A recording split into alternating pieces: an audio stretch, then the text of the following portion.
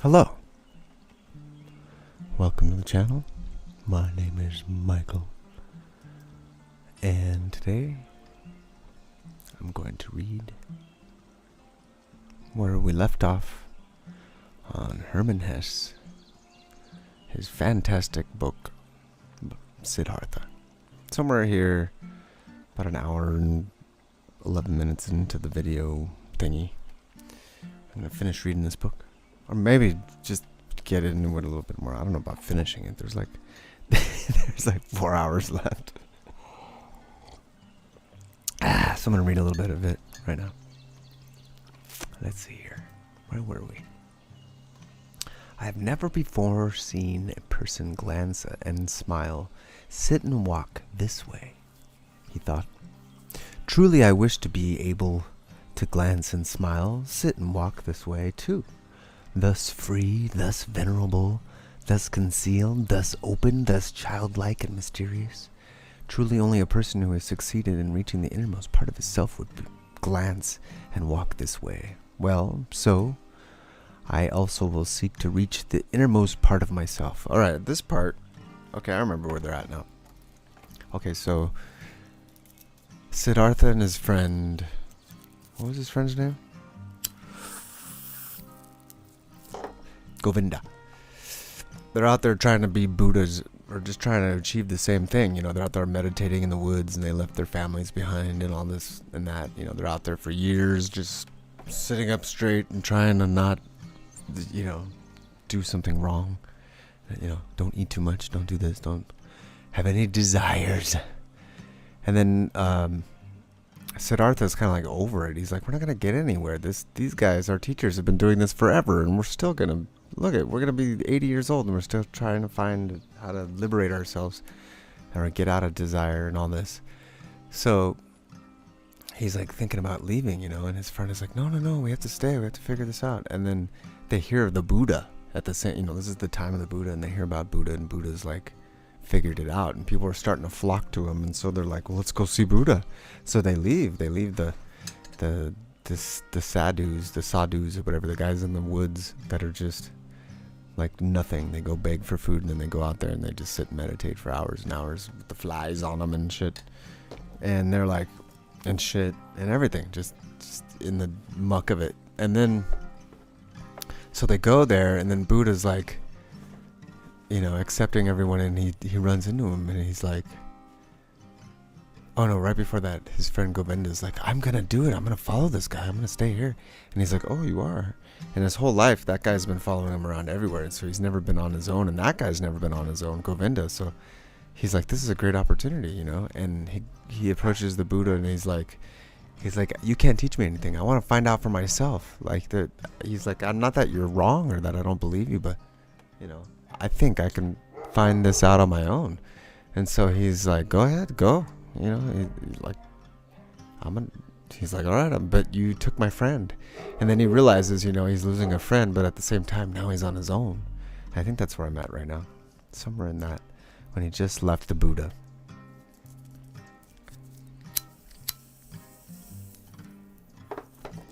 Dogs are barking. All right, here we go. I saw a man, Siddhartha thought, a single man, before whom I would have to lower my glance. I do not want to lower my glance before any other. Not before any other. No teachings will entice me any more, since this man's teachings have not enticed me. I am deprived by the Buddha, thought Siddhartha. I am deprived, and even more he has given to me. He has deprived me, my friend, the one who has believed in me, and now believes in him. Yeah, so he's losing his friend. He's like, oh man, taking my friend. He was like his only follower. Just follow me.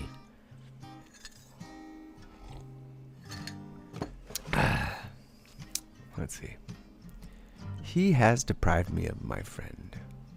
Alright, let's let this thing catch up. And is now Gautama's shadow. But he has given me, Siddhartha, myself. And that's where we left off. Where he's like, oh, now I'm on my own. I got this guy hanging out forever.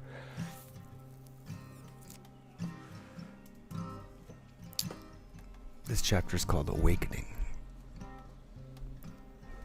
When Siddhartha left the grove, where the Buddha, the Perfect One, stayed behind, where Govinda stayed behind, then he felt that in his grove, his past life also stayed behind him and parted from him.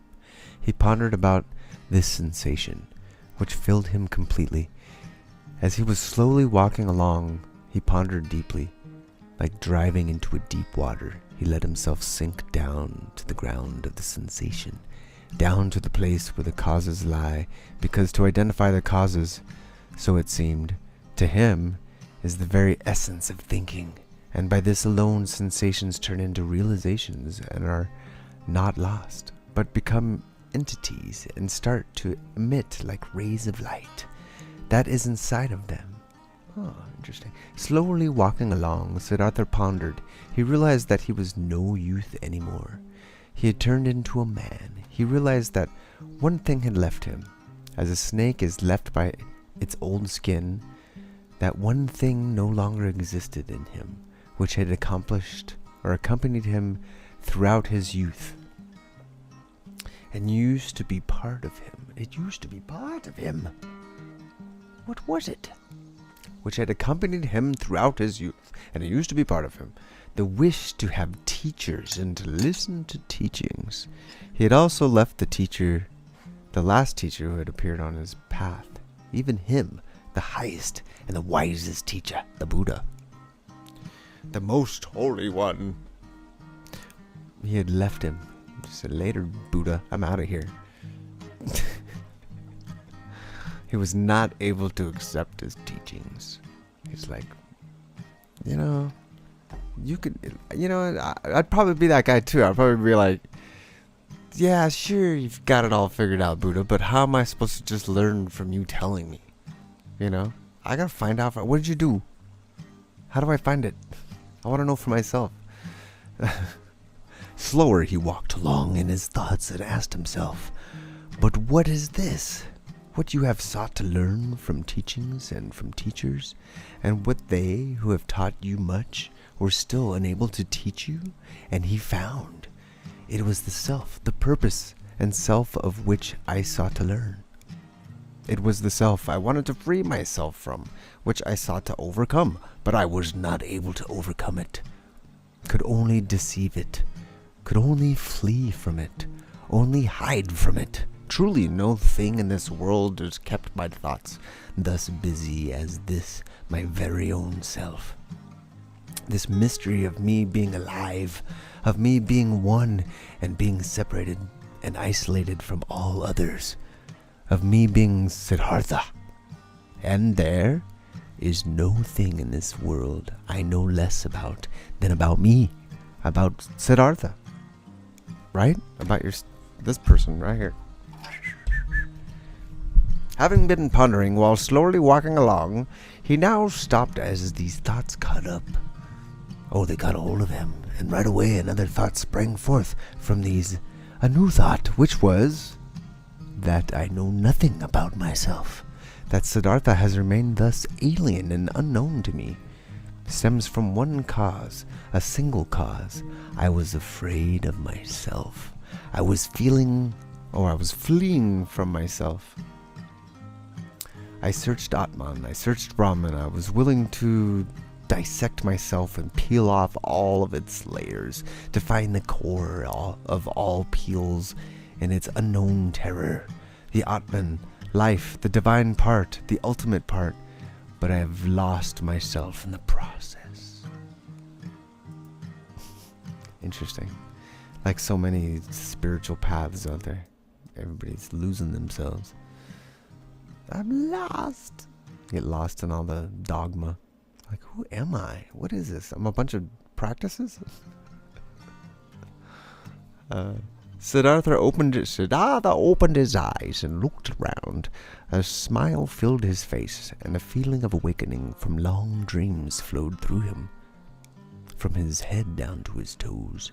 And it was not long before he walked again, walked quickly like a man who knows what he has got to do. Got to do it.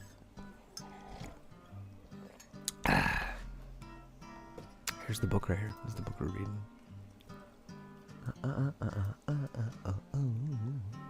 Siddhartha.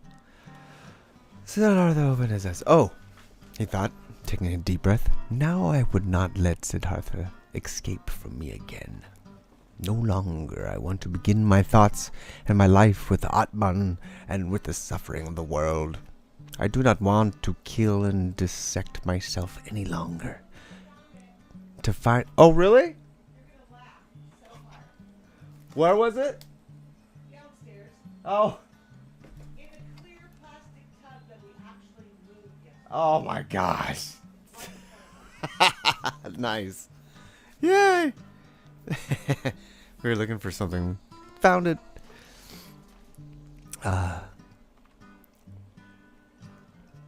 Oh, he thought, taking a deep breath. Now I would not let Siddhartha escape me again. No longer I want to begin my thoughts and my life with Atman and with the suffering of the world.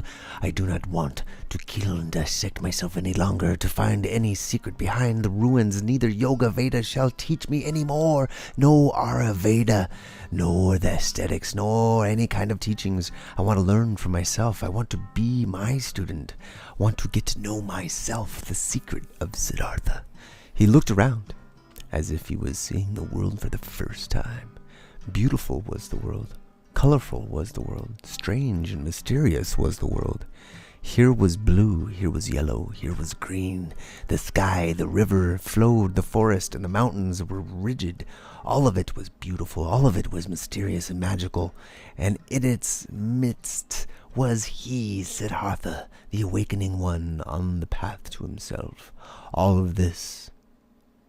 this yellow and blue river and forest entered Siddhartha for the first time. Through the eyes was no longer a spell of Mara, was no longer the veil of Maya, was no longer the pointless and coincidental diversity of mere appearances, deceptible to the deeply thinking Brahmin who scorned diversity, who seeks unity. Blue was blue, river was river, and if also the blue and the river, in Siddhartha, the singular and the divine lived hidden, so it was still that very divinity's way and purpose to be here yellow, here blue, the sky, there forest, and here Siddhartha. The purpose and the essential properties were not somewhere behind the things, they were in them, in everything. How deaf and stupid I have been, he thought, walking swiftly along. When someone reads a text, wants to discover its meaning, he will not scorn the symbols and the letters and call them deceptions, coincidence, and worthless hull, but he will read them. He will study and love them, letter by letter. But I, who wanted to read the book of the world and the book of my own being, I have, for the sake of meaning, I have anticipated before I read, scorned the symbols and letters. I called the visible world a deception, called my eyes and my tongue coincidental and worthless forms without substance. No, this is over. I have awakened. I have indeed awakened, and have not been born before this very day. In thinking these thoughts, Siddhartha stopped once again, suddenly as if there was a snake lying in front of him on the path. Because suddenly, he had also become aware of this. He, who was indeed like someone who had just woken up, or like a newborn baby, he had to start his life anew and start again in the very beginning, when he had left in this very morning from the grove Jedavanda, the grove that exalted one already awakening, already on the path towards himself. He had every intention, regarded as natural, and took for granted that after he after years as an ascetic, would return to his house and his father. But now, only in this moment, when he stopped as if a snake was lying on his path. He also awoke to this realization. But I am no longer the one I was. I am no ascetic anymore. I am not a priest anymore. I am no Brahmin anymore. Whatever should I do at home and at my father's study? Make offerings? Practice meditation?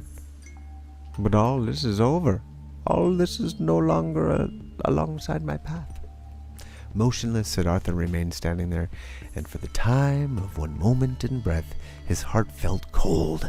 He felt a cold in his chest, as a small animal, a bird or a rabbit, would when seeing how alone he was. For many years, he had been without home and had felt nothing.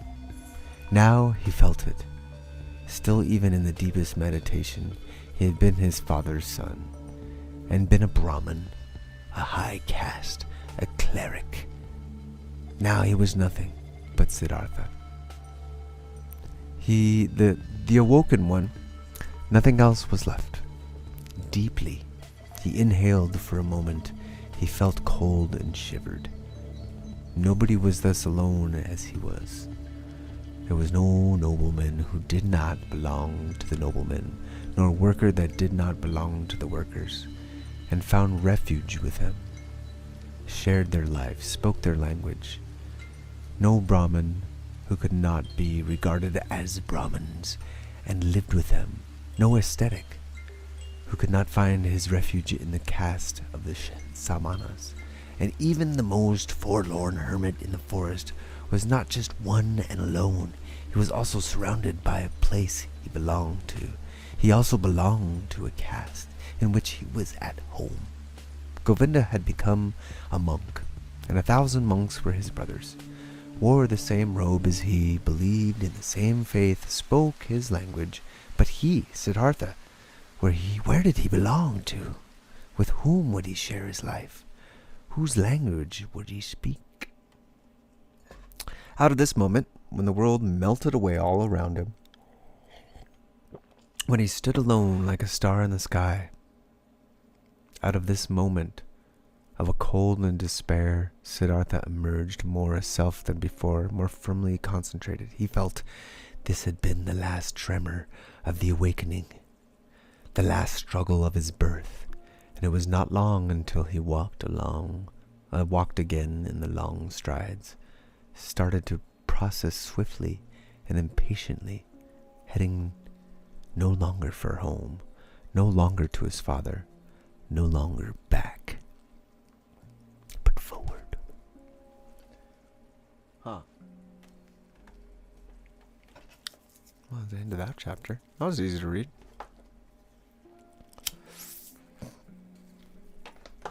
Kamala. This chapter is called Kamala.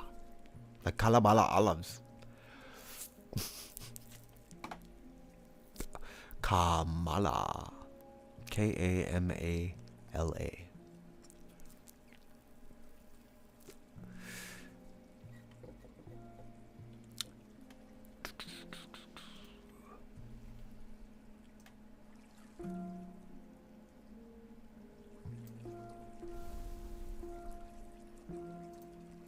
Siddhartha learned something new. Oh wait, I didn't read that part. I don't need to read that part. Siddhartha learned something new on every step of his path. For the world was transformed, and his heart was enchanted. He saw the sun rising over the mountains and with the forest and settling over the distant beach with its palm trees. At night he saw the stars in the sky in their fixed position in the crescent of the moon floating like a boat in the blue. He saw trees, stars, animals, clouds, rainbows, rocks, herbs, flowers, streams, and rivers. The glistening dew in the bushes in the morning, distant high mountains which were blue and pale, birds sang and bees, wind shivering blew through the rice fields. All of this, 1,000-fold and colorful, had always been there. Always the sun and the moon had shone. Always rivers had roared, and always the sun and the moon had shone. Always, I already read that. bees had buzzed in the former times of all this, and had been nothing more to Siddhartha, other than a fleeting, deceptive veil before his eyes, looked upon in distrust, destined to be penetrated and destroyed by thought. Since it was not the essential essence, since this essence lay beyond, on the other side of the visible. But now, his liberated eyes stayed on the side. He saw and became aware of the visible, sought to be at home in this world, did not search for the true essence, did not aim at a world beyond. Beautiful was this world, looking at it thus without searching, thus simply, thus childlike. Beautiful were the moon and the stars. Beautiful was the stream and the banks, the forest and the rocks, the goat and the gold beetle, the flower and the butterfly. Beautiful and lovely it was, thus to walk through the world, thus childlike, thus awoken, thus open to what is near, thus without distrust. Differently the sun burnt the head. Differently the shade of the forest cooled him down. Differently the stream and the cistern, the pumpkin and the banana tasted. Short were the days, short the nights, every hour sped swift away like a snail on the sea. And under the sail was a ship full of treasures, full of joy. Siddhartha was a group of apes moving through the high canopy of the forest, high in the branches, heard their savage greedy song. Siddhartha saw a male sheep following a female one and mating with her. In a lake of reeds he saw the pike hungry hunting for its dinner, propelling themselves away from it in fear. Wiggling and sparkling, the young fish jumping in droves out of the water. The scent of strength and passion came forcefully out of the hasty eddies of the water, which the pike stirred up, impetuously hunting. All of this had always existed, and he had not seen it. He had not been with it. Now he's with it. He was part of it. Light and shadow ran through his eyes. Stars and moon ran through his heart. On the way, Siddhartha also remembered everything he had experienced in the garden Jetavana. Jetavana, that was the place where he,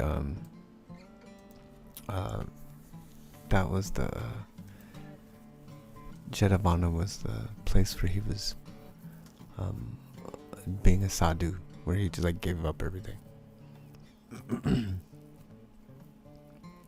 The teachings he had heard there, the divine Buddha, the farewell from Govinda, the conversations with the Exalted One.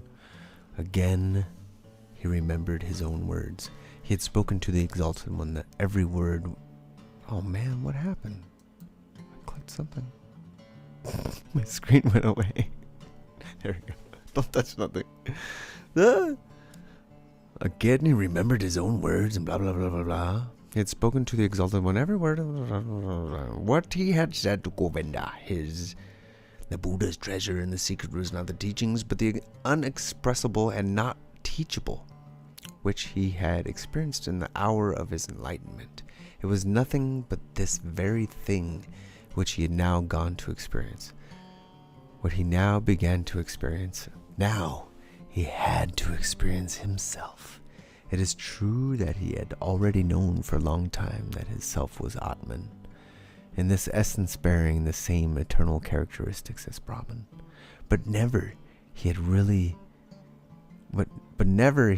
really found this self, because he had wanted to capture it in the net of thought, with the body definitely not being the self, and not the spectacle of senses.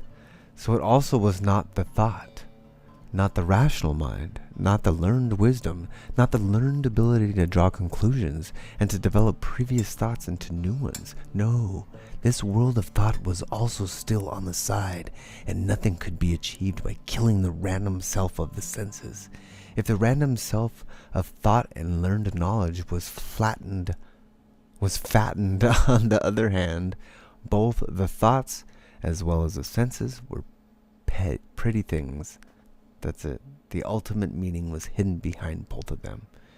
Both had to be listened to. Both had to be played with. Both neither had to be scorned nor overestimated. From both the secret voices of the innermost truth had to be attentively perceived. He wanted to strive for nothing except for what the voice commanded him to strive for. Dwell on nothing except where the voice would advise him to do so. What voice? Why had Gautama, at that time in the hour of all hours, sat down under the bo tree where the enlightenment hid him? He had heard a voice in his own heart, which had commanded him to seek rest under this tree. Huh? What's he talking about? And he had neither preferred self-castration, offerings, ablutions, nor prayer, neither food nor drink, neither sleep nor dream. He had obeyed the voice. To obey like this, not to an external command, only to the voice, to be ready like this. This was good, this was necessary, nothing else was necessary. What the hell is he talking about now? What is that? I don't understand where he's going. In the night, when he slept in the straw hut of a ferryman, I think he's just comparing how Govinda was just like blindly like believing in. He's like, I want that. I think he's just reminiscing on that still. I'm not sure what the heck that was right there. In the night, when he slept in the straw hut of the ferryman by the river, Siddhartha had a dream. Govinda was standing in front of him. Oh, he really misses Govinda. He's dreaming about him now. Okay. Govinda was standing in front of him, dressed in the yellow robe of an ascetic. Sad was how Govinda looked like. Sadly, he asked, "Why have you forsaken me?" Oh man, he's really tied up with this guy. At this, he embraced Govinda, wrapped his arms around him, and he was pulling him close to his chest and kissed him. Come here, Govinda. It was not Govinda anymore, but a woman, and a full breast popped out of the woman's dress. Whoop! At which Siddhartha lay and drank. Whoa. Okay. Sweetly and strongly tasted the milk from this breast. It tasted of woman and man, of sun and forest, of animal and flower, of every fruit, of every joyful desire. It intoxicated him and rendered him unconscious. When Siddhartha woke up, the pale river shimmered through the door of the hut, and in the forest a dark call of an owl resounded deep and pleasantly. Wow, what a dream. Holy crap. What the heck? He woke up and there was like, ooh, ooh. Whoa, ominous. That's kind of weird. His friend was like, "Why have you forsaken me?" And then it turned into he hugged her. He hugged him, turned into a woman, her boob popped out, and he drank from it. Well, okay. Crazy dream, dude. What were you doing? Like, and this is somebody who's like out in the forest meditating nonstop. This is what, man, he's thinking about women. He's thinking about his friend. He's just, man, it's crazy. When the day began, Siddhartha asked his host, the ferryman, to get him across the river. The ferryman got him across the river on his bamboo raft. The wide water shimmered reddishly in the night of the morning. "This is a beautiful river," he said to his companion. "Yes," said the ferryman. "A very beautiful river. I love it more than anything. Often I have listened to it. Often I have looked into its eyes, and always I have learned from it. Much can be learned from a river." "I thank you," my benefactor spoke, Siddhartha, disembarking on the other side of the river. "I have no gift I could give you for your hospitality, my dear, and also no payment for your work. I am a man without a home, a son of Brahman and a Samayana." "I did see it," spoke the ferryman, "and I haven't expected any payment from you, and no gift which would be the custom for guests to bear. You will give me the gift another time." "Do you think so?" asked Siddhartha amusedly. "Sure. Surely." this too I have learned from the river. Everything is coming back. You too, Samana, will come back. Now farewell. Let your friendship be my reward. Commemorate me when you'll make offerings to the gods. Now that's a business format right there. Just trust. How about that? Trust. Pay me later. Smiling, they parted. Smiling, Siddhartha was happy about the friendship and the kindness of the ferryman. He is like Govinda. He thought with a smile, all I meet on my path are like Govinda. All are thankful, though they are the ones who would have a right to receive thanks. All are submissive.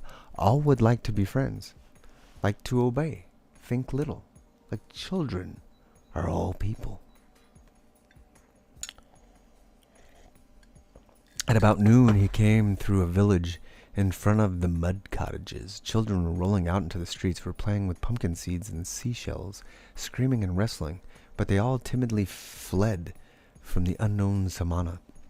In the end of the village, the path led through a stream, and by the side of the stream a young woman was kneeling and washing clothes. When Siddhartha greeted her, she lifted her head and looked up to him with a smile, so that she saw the white in her eyes glistening. He saw the white in her eyes glistening.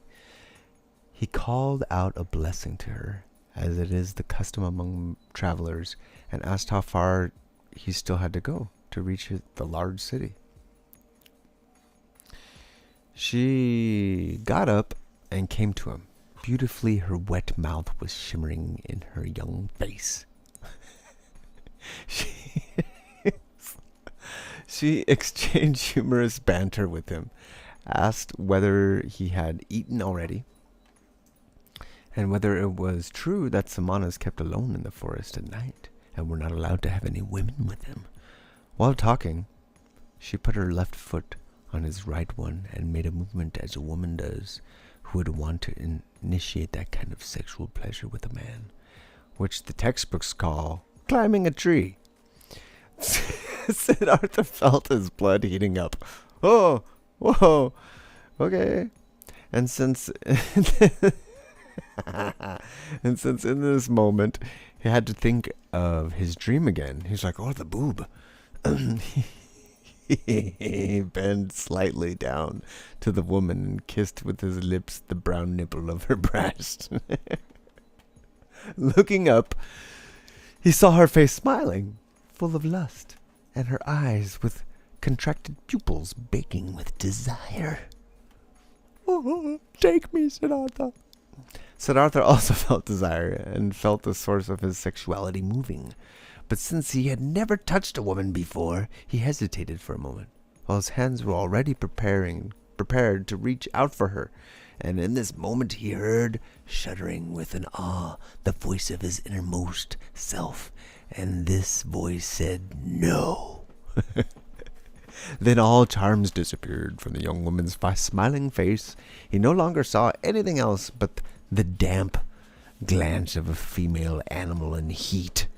Politely, he pelted her cheek, he petted her cheek, turned away from her, and disappeared away from the disappointed woman with light steps into the bamboo wood. He kissed her nipple, though. On this day, he reached the largest city before the evening and was happy, for he felt the need to be among people.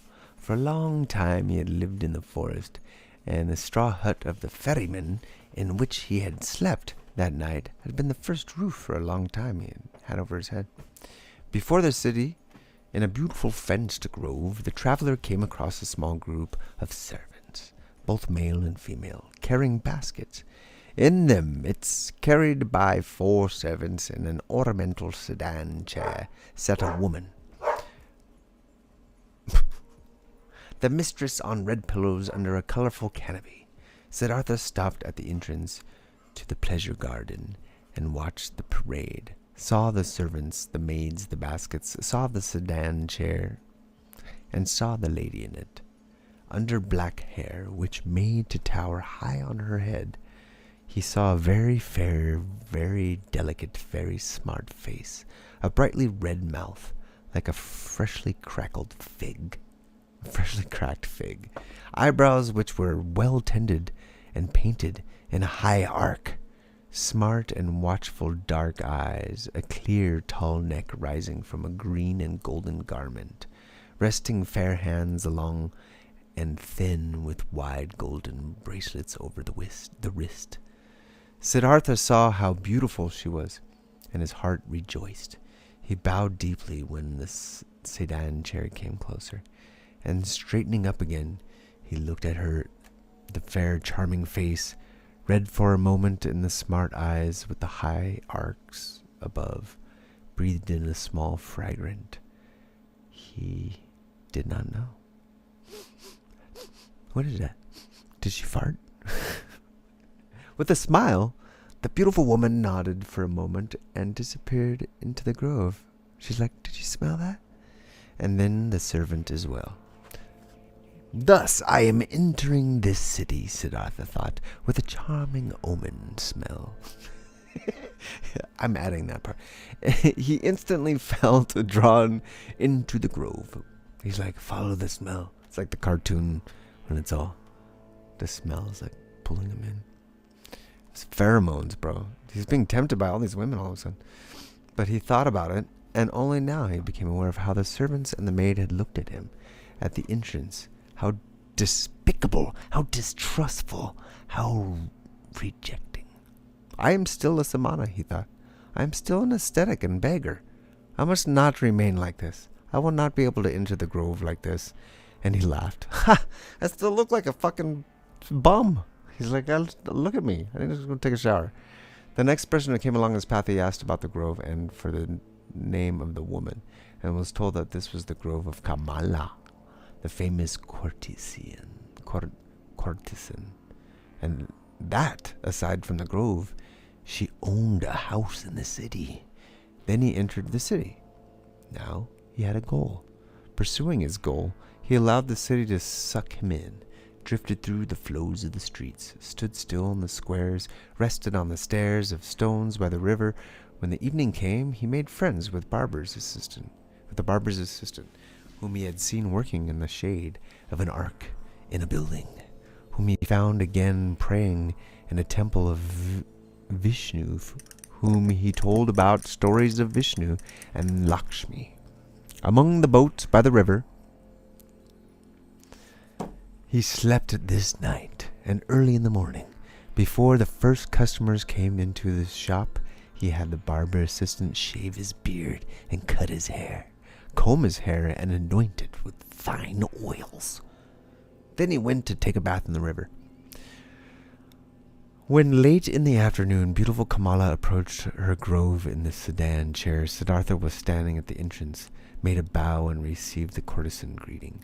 But that servant who walked at the very end of the train, he motioned to him and asked him to inform his mistress that a young Brahmin would wish to talk to her, dude. After a while, the servant returned, asked him who had been waiting to follow him, conducted him, who was following him, without a word into the pavilion, where Kamala was lying on a couch, and left him alone with her. Weren't you already standing out there yesterday greeting me? Asked Kamala. Ha! She knew. She knew it was him. It's true. I've already seen and greeted you yesterday. But didn't you yesterday wear a beard and long hair and dust in your hair? You have observed well. You have seen everything. You have seen Siddhartha, the son of Brahman, who has left his home to become a samana, and who has been a samana for 3 years. But now I have left the path and came into the city, and the first one I meet, even before I have entered the city, was you. To say this, I have come to you, O Kamala. You are the first woman whom Siddhartha is not addressing with his eyes turned to the ground. Never again I want to turn my eyes to the ground when I'm coming across a beautiful woman. So he's like all about the world now. He's like, ooh, listen, I'm going back. Fuck being a monk. I don't want to sit there and meditate forever. To tell you this and to thank you for being so beautiful. And if it doesn't displease you... Oh wait, I missed something. Kamala smiled and played with her her fan of peacock feathers, and asked, "And only to tell me this, Siddhartha has come to me?" "To tell you this, and to thank you for being so beautiful. And if it doesn't displease you, Kamala, I would like to ask you to be my friend and teacher, for I know nothing yet of that art which you have mastered in the highest degree." At this, Kamala laughed out loud. "Never before this has happened to me, my friend, that a samana from the forest came to me and wanted to learn from me. Never before this has happened to me, that a samana came to me with long hair and an old torn loincloth. Many young men come to me, and there are also sons of Brahmins among them, but they come in beautiful clothes. They come in fine shoes. They have perfumes in their hair and money in their pouches. This is, O Samana, how the young men are like who come to me." Oh, what is that? They call it, she's like a matchmaker, I think. He's like, "Teach me how to be a matchmaker." Quoth Siddhartha, "Already I am starting to learn from you. Even yesterday I was already learning. I have already taken off my beard, have combed the hair, have oil in my hair. There is little which is still missing in me. O excellent one, fine clothes, fine shoes, money in my pouch. You shall know, Siddhartha has set harder goals for himself in such trifles, and he has reached them. How shouldn't I reach that goal, which I have set for myself yesterday, to be your friend and to learn the joys of love from you? You'll see that I'll learn quickly, Kamala. I have already learned harder things than what you're supposed to teach me. And now let's go to it. You aren't satisfied with Siddhartha as he is, with oil in his hair, but without clothes, without shoes, without money?" Laughing, Kamala exclaimed, "No, my dear, he doesn't satisfy me yet. Clothes are what he must have. Pretty clothes, and shoes, pretty shoes, and lots of money in his pouch, and gifts for Kamala. Do you know it now, Samana from the forest? Did you mark my words?" "Yes, I have marked your words," Siddhartha exclaimed. "How should I not mark words which are coming from such a mouth? Your mouth is like a freshly cracked fig, Kamala." "My mouth is red and fresh as well. It will be a suitable match for yours. You'll see. But tell me, beautiful Kamala, aren't you at all afraid of the samanas from the forest who has come to learn how to make love? Whatever for should I be afraid of a samana, a stupid samana from the forest who is coming from the jackals and doesn't even know yet what women are? Oh, he's strong, the samana, and he isn't afraid of anything. He couldn't force you, beautiful girl. He couldn't kidnap you. He could hurt you. Oh, he could kidnap you. No, Samana, I'm not afraid of this. Did any Samana or Brahmin ever fear someone might come and grab him and steal his learning and his religious devotion and his depth of thought? No, for they are his very own, and he would only give away from those whatever he is willing to give, and to whoever he is willing to give. Like this it is, precisely like this. It is also with Kamala and with the pleasures of love. Beautiful and red is Kamala's mouth, but just try to kiss it against Kamala's will, and you will not obtain a single drop of sweetness from it, which knows how to give so many sweet things. You are learning easily, Siddhartha. Thus you should also learn this. Love can be obtained by begging, buying, receiving it as a gift, finding it in the street, but it cannot be stolen. In this you have come up with the wrong path. No, it would be pity. No, it would be a pity if a pretty young man like you would want to tackle it in such a wrong manner. Siddhartha bowed with a smile. It would be a pity, Kamala. You're so right. It would be such a great pity. No, I shall not lose a single drop of sweetness from your mouth, nor you from mine. So it is settled. Siddhartha will return. Once he'll have what he still lacks. Clothes, shoes, money.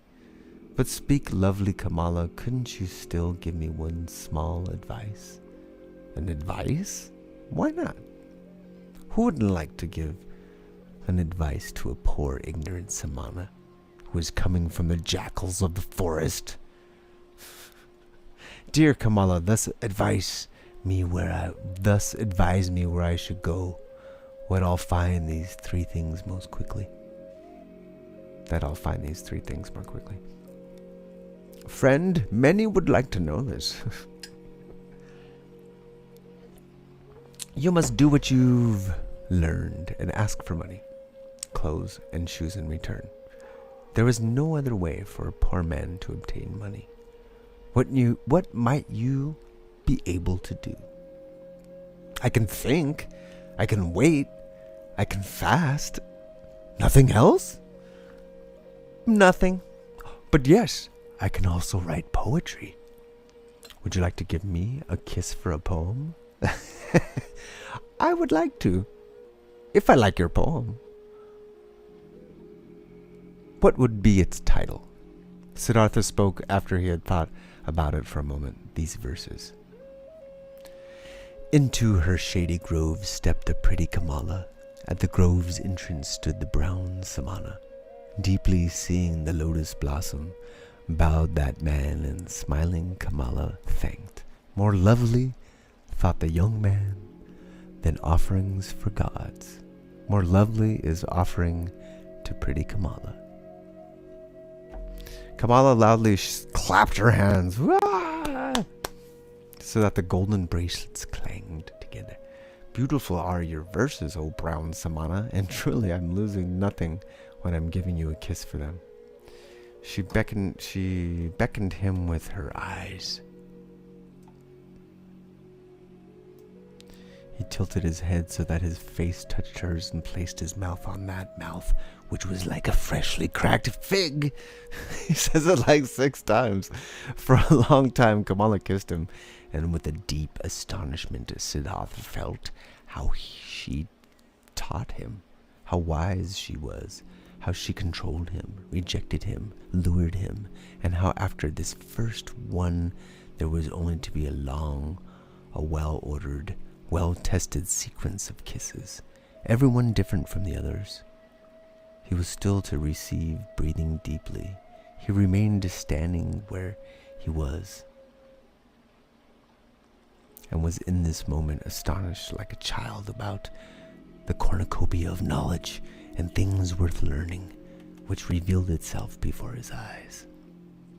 Very beautiful are your verses, exclaimed Kamala.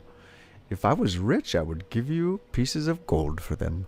But it will be difficult for you to earn this much money with verses as you need, for you need a lot of money if you want to be Kamala's friend.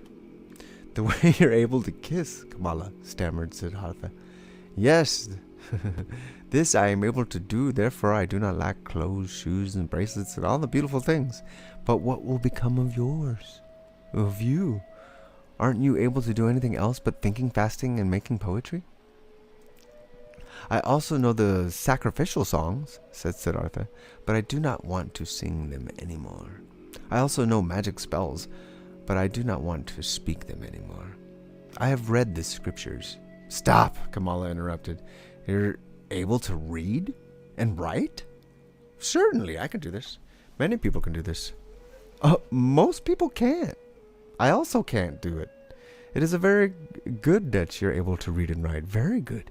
You will also still find use for the magic spells.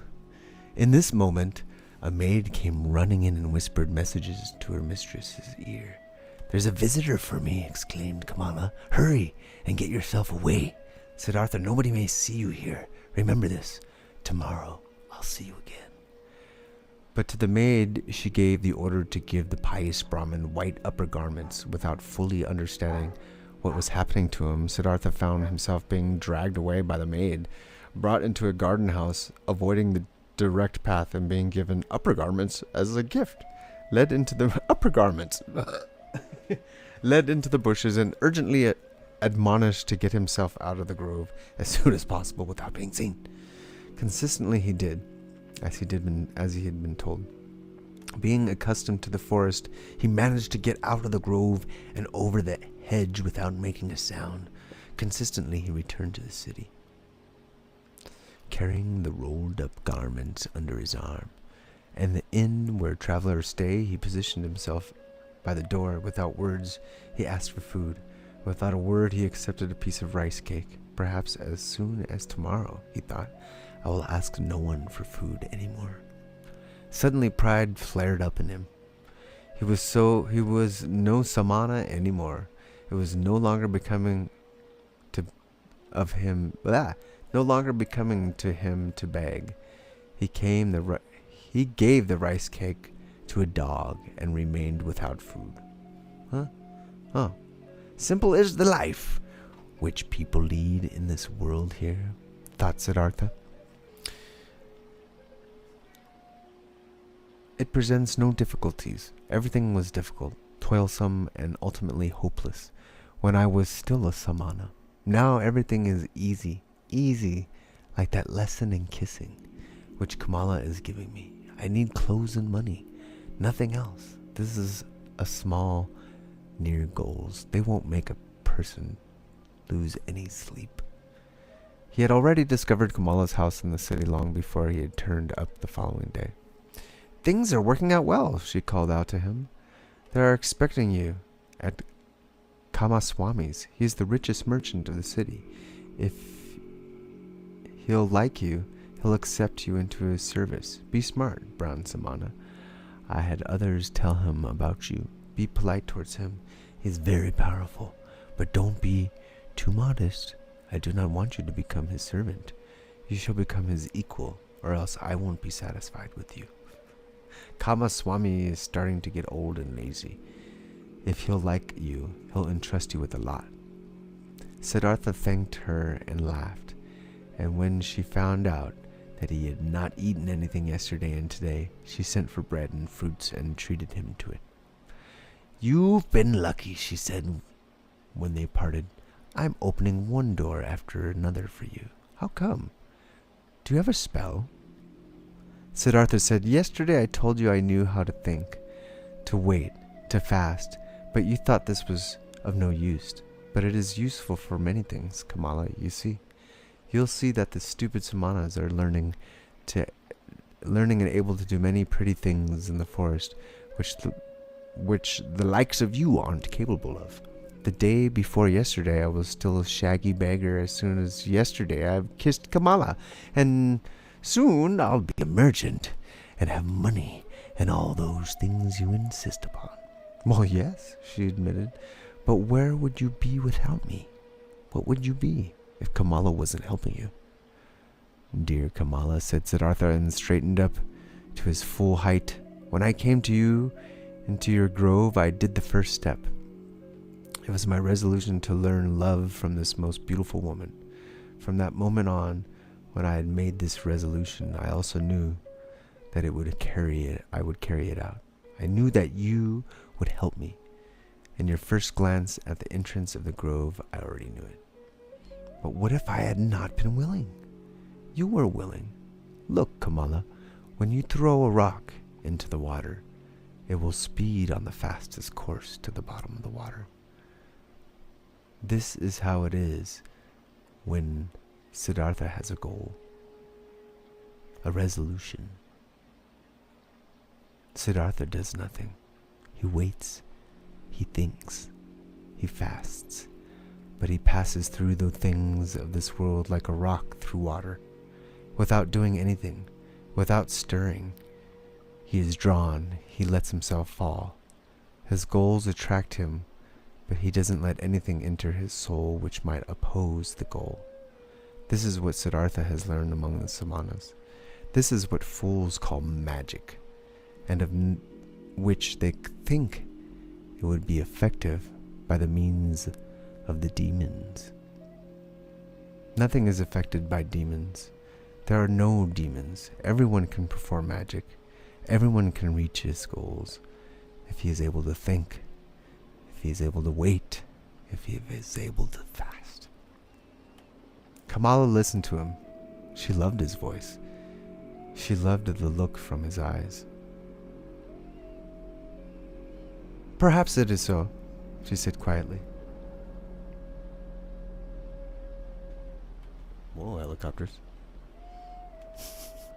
The helicopter. Whoa. That guy's low. I'm whipping around the corner there.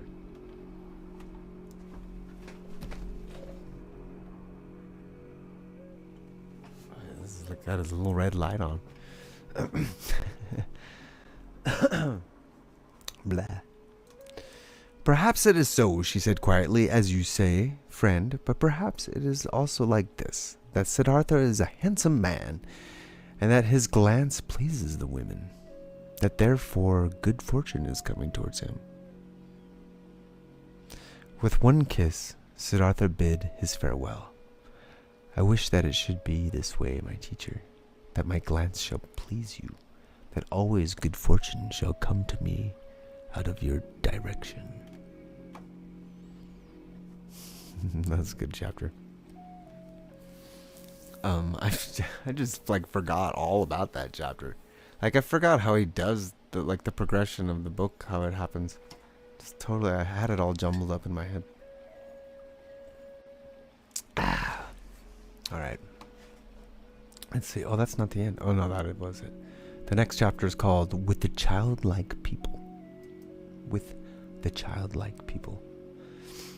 Interesting. You know, this one's a lot like, it reminds me a lot of that other book he wrote, Narcissus and Goldman. I feel like Narcissus and Goldman is like an extension of this book, because it kind of goes down the same lines of taking multiple perspectives of something and like putting it out there, like, because he's following the same path as the Buddha, but he's doing it in a like different way than the Buddha did it.